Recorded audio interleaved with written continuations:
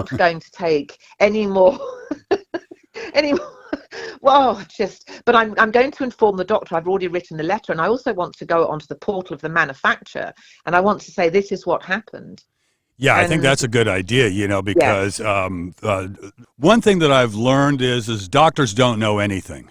What they do is they take the information that you have given them and try to deduce what is wrong with you.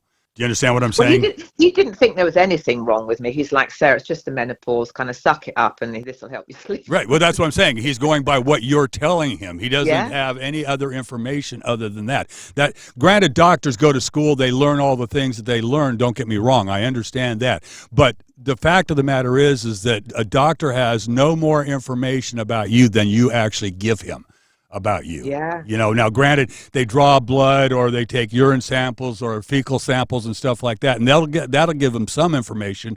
But again, coming back to Sandy, in her case, the pain doctor told her to take this medicine after we told him she cannot have any kind of NSAID, any kind of zones, i.e. prednisone, cortisones, any of those types of things. And he ended up prescribing her this medicine, and he says, well, it's an NSAID, but it's a better NSAID, just kind of like your doctor said about your the sleeping thing. Okay. Yeah. And we talked to the gastrologist. He says, no, it's an NSAID. You cannot take that. And he says, that's what I mean about doctors not knowing anything. The doctor doesn't. We flat out told him she cannot take an NSAID. But here, this is a better NSAID. Yeah, I know. It's absurd. It is. It really is. And now I haven't watched it yet, but I just saw an ad for it. Apparently, there's a second season coming out of this TV show called Painkillers, and it's about the people who did. Oh, that's interesting. You should say that. It caught my eye the other day, and I was thinking, you know what? I might watch. So I will now. Then. Yes, I'm definitely going to watch it. This is about the OxyContin thing. Yes. Yeah. That's what my friend needs. Yeah. Right. Yeah, exactly. That's exactly what you just went through with your girlfriend you just told me about. Well, what happens, so she had her MRIs and her x-rays. She goes back to the original doctor that ordered them. The original doctor was really sympathetic and said, Mrs. Taylor, I can totally understand why you need these 2 pain pills a day. She's got degenerative, there's arthritis, disc thing, nerve pain. Right. But she's not allowed to give out any of the Oxy. So she sent her to South Carolina because she was red flagged in North Carolina.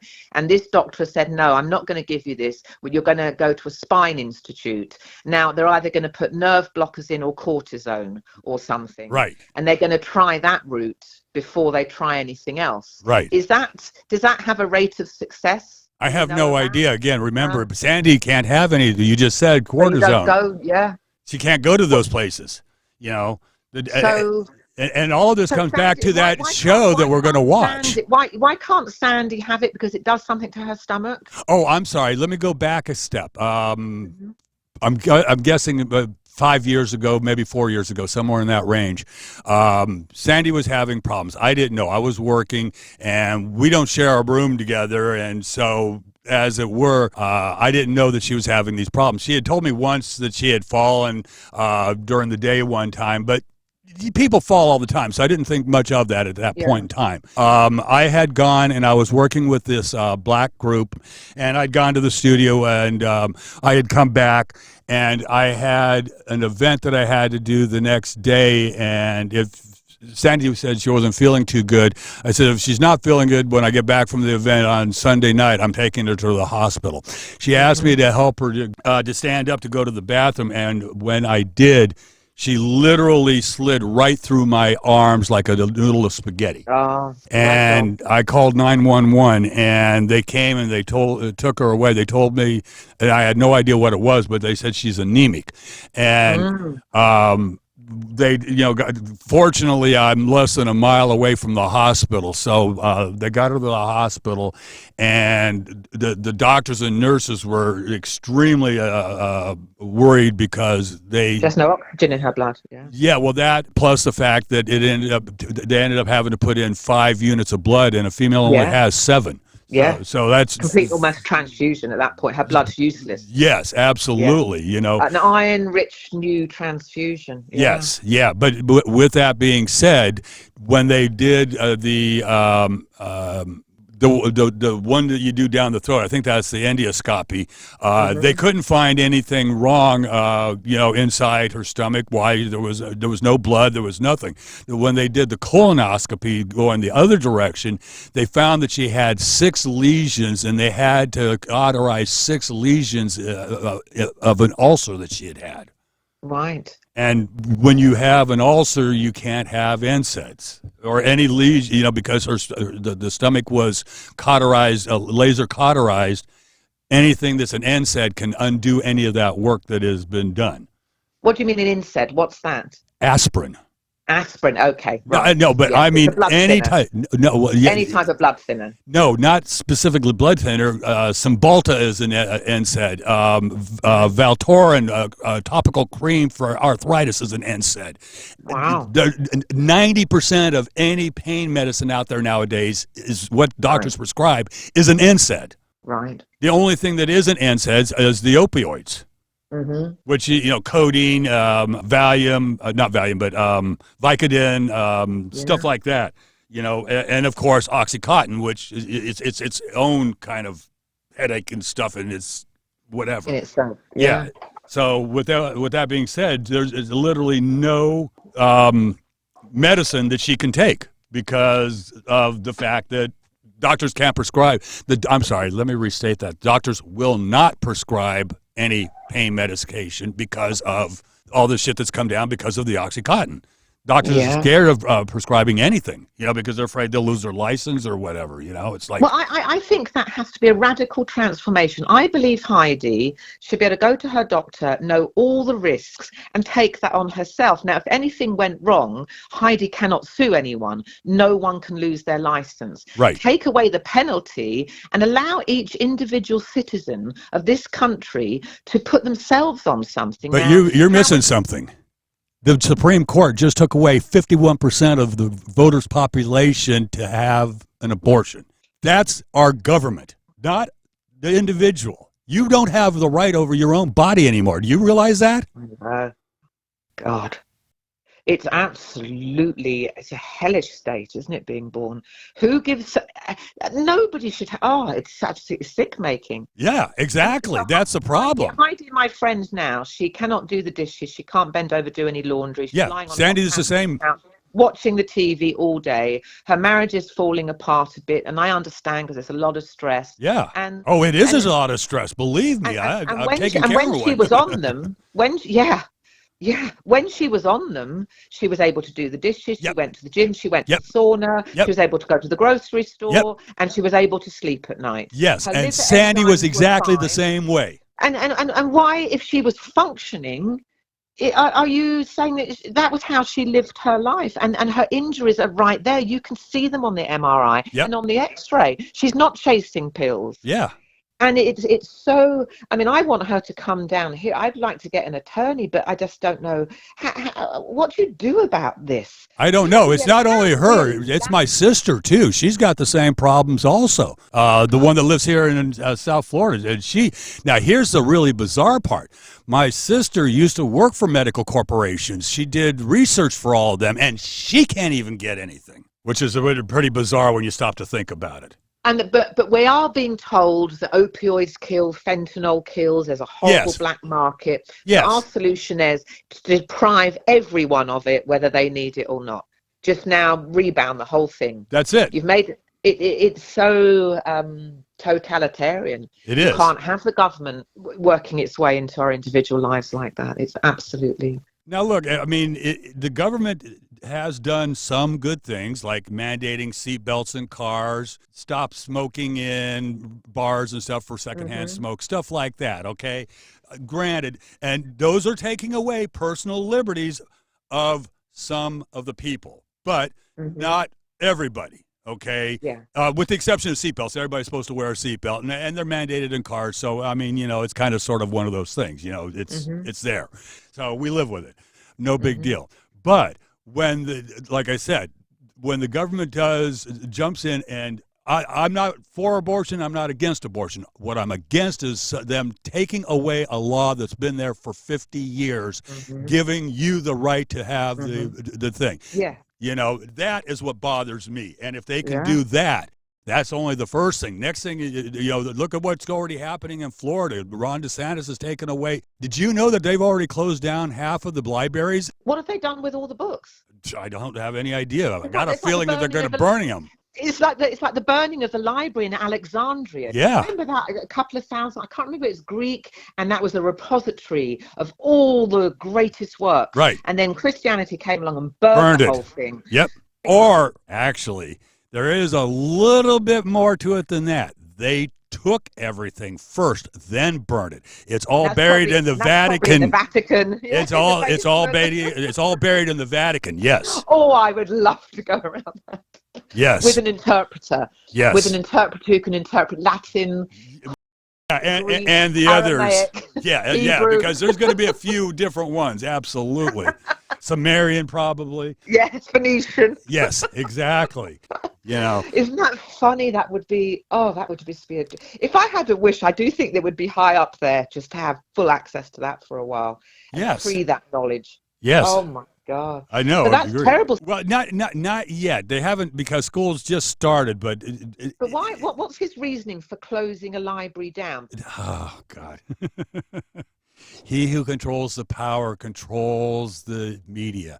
He who controls the media controls the past. Quite. But what's his justification for He doesn't want, okay, first of all, there's the don't say gay rule. So people who are born of transgender people or of anything of that nature, you're not allowed to talk about any of that.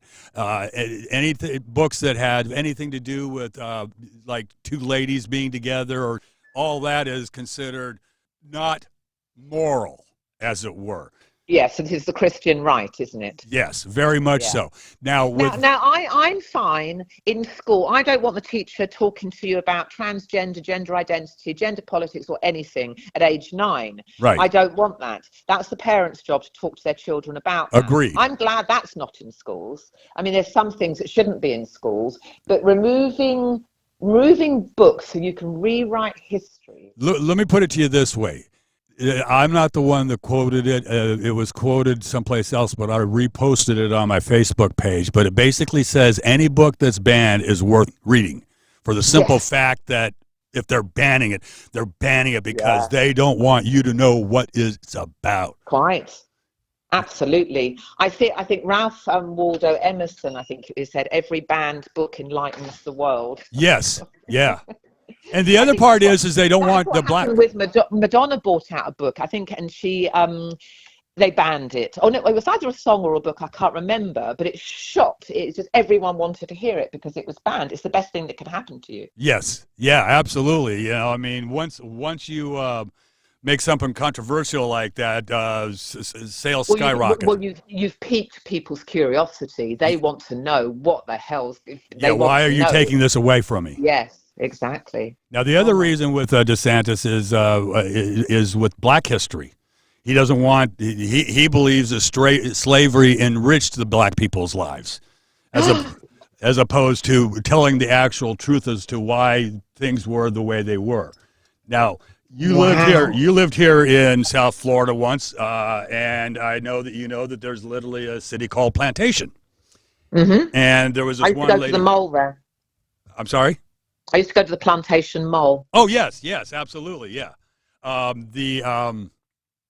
Actually, it was the Broward Mall in Plantation. Ah. But you're right. That it was a big mall right there on Broward Boulevard and University. Yes, lovely. Yes, very much so. It's not there anymore. Oh. Sandy and I went to the doctors a month ago to get. That's another thing. We went to see her rheumatologist a month ago to get her prescription. I'm still trying to get that damn prescription filled for Tramadol. Wow. They can't seem to get it together. And on top of that, the lady that I'm talking to at the doctor's office, she literally, it turns out, I started talking with her and we discussed things, and it comes to find out that she only moved here to South Florida a couple of years ago, but she lived about 4 blocks from where I used to live in Oregon. So we've become friends in that aspect where she's trying everything to do. And she's been working on this for 2 weeks now just to get the damn prescription straightened out for me. And she still can't. I called her this morning. She says, I'll call you after lunch and I'll follow up on this, because she doesn't know what's going on either. So in the meantime, Sandy has no pain medicine. She's got some, but, because she doesn't take one every day specifically, she takes it when she needs it most of the time, or she'll save them a little so that she has them in case of things like this. A bit of a backup. Yeah, exactly. So right now, but the answer is no, she has no backup. I mean, she has no pain medication right now in reality. So. Yeah, it's unbelievable that whatever laws, you're forcing a citizen to live in pain. That is so cruel. It is. We'll talk about this on the radio show and use tight language. The government is forcing an individual citizen to endure pain all day long. Yes, that's what there is, and it's like we're rats in a maze, and we're being controlled. You could do this to a rat. You can make a rat be in pain all day if you wanted to. Oh yeah, and they do. And they do. It's and now really... they're using human rats. God. Because that's all we are to them, in that aspect. And that's why I want to watch that show, because they were talking about, some kid got his arm broke or whatever, and they gave him Oxycontin, and he ended up getting addicted to it. And they said, well, your son was a drug addict already. It's like, he wasn't a drug addict. He didn't take drugs before you gave him the Oxycontin for his pain. God. So, and you're right about the fentanyl. The problem with fentanyl is that they're putting it in everything. Illegal drugs. You're talking about cartels now. You're talking about prescription medicine. Yeah, well, fentanyl was a prescription medicine also. They gave it to my friend Greg before he died. Now, does it have its uses before you die in a hospice situation? Yeah, I would have to say possibly yes. Yeah. Yeah. It helps in a bit of an aspect in with the pain, but fentanyl's what ended up killing Michael Jackson. That was propofol. It was still laced with fentanyl. Oh, really? That was the bottom line drug that was in there was the fentanyl that killed him. Wow. Yeah, he OD'd on fentanyl, not even knowing it. No. The whole thing was preventable had the doctor not have left to go to the kitchen and get a cup of coffee for 15 minutes. The nurse should have been sitting there, should have been watching him go into flatline and bring him up again. Right. It was an accidental death. All that poor guy wanted to do was sleep because he was doing the This Is It tour. Right. And his punishing schedules, he was doing 12 hours a day, hardcore dance and singing. Right. He just wanted to sleep. Yeah. Yeah. And it was so preventable. And it was orchestrated. He couldn't sleep. He had insomnia. He's like, give me this. And I get it. I get if you're doing like a 52 bloody stadium world tour that you might want to sleep a bit before. Yeah, absolutely. This guy goes wandering off to the kitchen and doesn't leave a nurse there. Leave two nurses there. My God.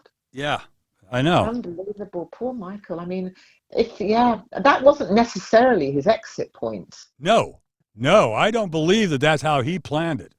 No, that wasn't. Yes, that was one of it. Would have been. We all have exit points apparently. Right. That was one of them, and he went down it. But it could have been totally avoided.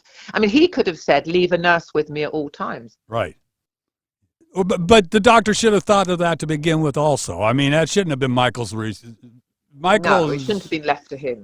Michael's an entertainer. He's a creator. He's dead tired. He's like you said, I'm supposed to think to have you leave a nurse for me, that's ludicrous in that aspect, But still, I went out, this was about 10 days ago, and I went out on the boat with my friend Ray and my friend Elisana, who's my son's fiance's mum. So it's the two mums going out. And Ray had left the anchor in. And then so he put the boat in, went fast, and the whole front end of the boat comes up. And I wasn't on that boat trip. And then we went again. Well, I was on the second one, and Ray had done the same thing again. But this time he hadn't charged so fast. It was a little bit slow, but you could hear it, Paul, because it stuck on the sand at the bottom of the lake. Right. And then Elisana jumped up and she said, Ray, that's the second time you've done that. And then Ray's all in a fluster because he's embarrassed about it now and he should remember and all the rest of it. And I said, Elisana, I said, you could remember that too. This happened before. This could be on your checklist. Yeah. And she looked at me and she said, I'm relying on him to keep me safe. And he said, when he's not keeping me safe, I have to tell him. And I thought, oh, that's good reasoning. Yeah, well, in an aspect. She's expecting him. He's the boat captain to do all the things. And so now I said, well, you can't do that now. I said, you have to have a checklist in your mind. Are the bumpers in? Is the anchor up?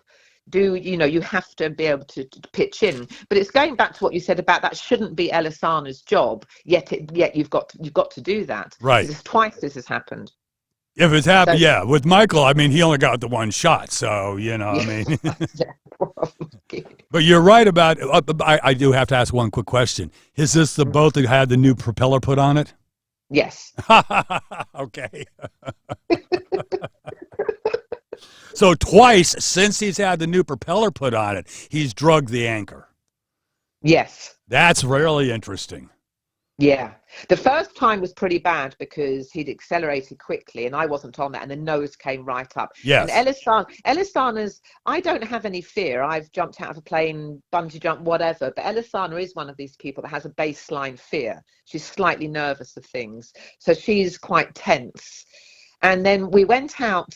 It was not this weekend, last weekend. Ray had said, meet us at the boat ramp, and Elisana was there. And we got there, and the boat wasn't working because something else had happened. So I ended up inviting them back to my house because we had a picnic. So we sat around the pool and had a picnic. So there's a lot of blockages with this boat. Yes, it sounds like it.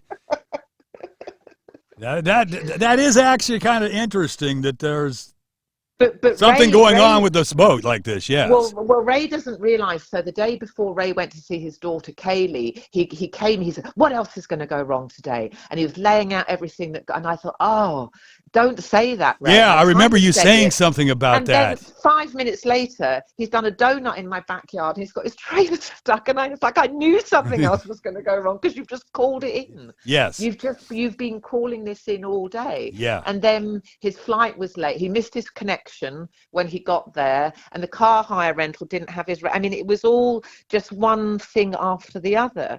And I really hope that when people read the Mirror World, they begin to make the correlation.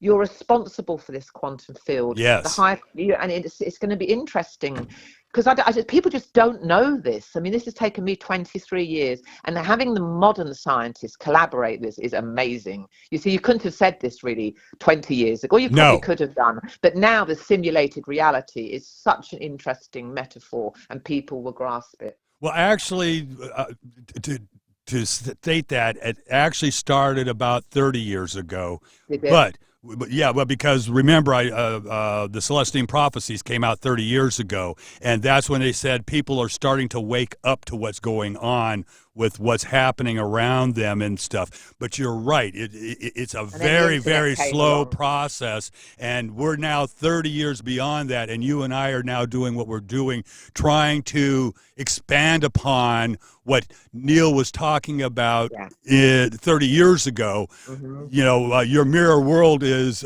specifically, talking about how you think about something and then it happens or something of that nature, your manifestors. Right. Yeah. And that's what he was talking about, that we're learning, it's the starting of the awakening, and we're now 30 years into that awakening. But the 30 years into it, you see, the thing is, so you and I are going to go viral because that's God's mechanism here, right? Yes. Once we've laid out what we need to lay out, that is going to take off, and that's in God's hands. Yes. That couldn't have happened 30 years ago. No. Because the Celestine Prophecy, you had to buy a book in Borders. Yes.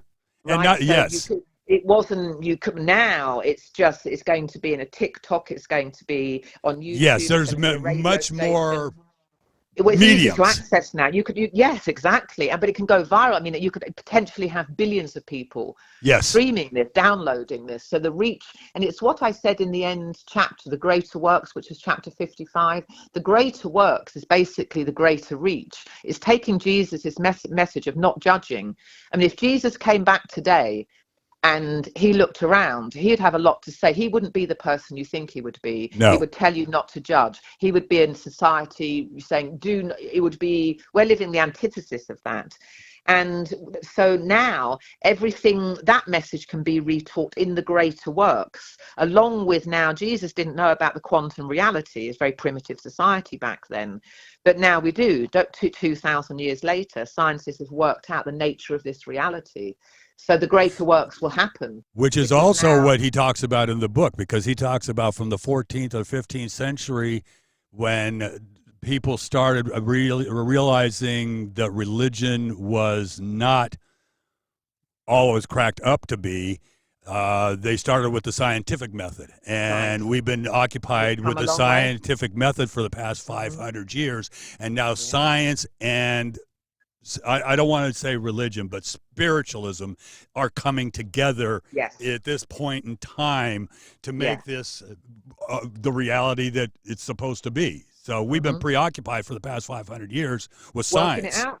Yeah, working it out. Yeah. We wanted to know something that was concrete and tangible, and we wanted sufficient evidence to believe it. Yes. Because Christianity gives you this big story, but there's no sufficient evidence to say that was real. Right. I mean, I think Jesus was real. He's probably a charismatic preacher wandering around the Holy Lands. He probably had a following, and a massive mythology was stolen from previous mythologies, reworked with different names and different festivals, and another religion is born. But you can trace all these religion back. There's loads of savior cults going way before Jesus. It's just a manifestation of old shit, basically, repackaged. Yeah, pretty much. But there's no sufficient evidence to say any of it was real. Well, what I find is interesting. There's no mention of Jesus other than in the Bible. If you took the Bible away, you'd never even know who he was. Right. And, the funny thing about that is that Jesus was baptized by John the Baptist. Which apparently was a reincarnation, they say, of Elijah. Which is a very good possibility, because if we keep reincarnating, we had to be somebody before. Quite. Yeah. And we said that when we were talking about that one episode, we were talking about what the hell was the thing with all the pyramids, and I said I wasn't that old, and you said, well, you might have been a pharaoh back then. It's like there's a possibility. Who knows? Oh, absolutely. In the books I'm going to send you, which I haven't yet, I go through a list of all the things that you will be in life, and it's just a list. It goes on for pages. Yes. But it's very, very good because it catches everything that you could possibly be. Or have been. Or have been. Yeah, these are all the alternatives. And then I did another massive list of all the things you are here to learn. Now, it could be patience, kindness. But the list was so extensive. Yes. And so reality, and if this is just a hologram, basically, that we come in and out, there's also talk, and this one fucks my mind up a bit, that all these realities are going on at once. So right now I'm a peasant girl in the 1500s, and that is going on in a quantum field, and I've now got two people operating the program on different timelines. And that you could have 1,000 people with 1,000 timelines. But how is my consciousness animating this life? Then my consciousness would have to be split up and animating all these other lives as well. So who says it can't be? Exactly. Because I said that in the Starside prophecy, I think it's around the antechamber, that a friend of mine had a life. He's a coal miner in Wales, a president in Tokyo or something, and I couldn't handle doing more than one life at once, so I chose to put all my energy into this. But you could theoretically break up, and that would give rise to parallel realities, and this is all going on at the same time. Yeah, and it's exhausting. Yeah, well, but there's one thing you're missing or not realizing. We, in our current state, are in a linear time. Yes. But who says time is linear? Yes. Okay, so we can be all those things at the exact same time because the time is not linear. Yeah. It's only linear to us on this quantum structure right now. Yeah. Yes. Okay, so yeah, we could be living thousands and thousands of lives all at the same time. And what about if there's multiverses? You know, then you're, you know, here's what one of my theories is that every time, okay, I'm going to use this word and I'm going to explain why I use the word the way I'm going to use the word. Okay. Decide. Decide. Yes, decide. Okay. You decided to do something. Mm-hmm. When you decided to do something, that means you had to make a choice of A or B or even possibly C. But we're just going to keep it to A and B for right now. Okay. Anything that has side at the end of it, i.e., suicide, decide, any of those types of things, means there's an ending to whatever it was that the choice wasn't. No, that the choice wasn't. How? Okay, so I decided to go to the left instead of to the right.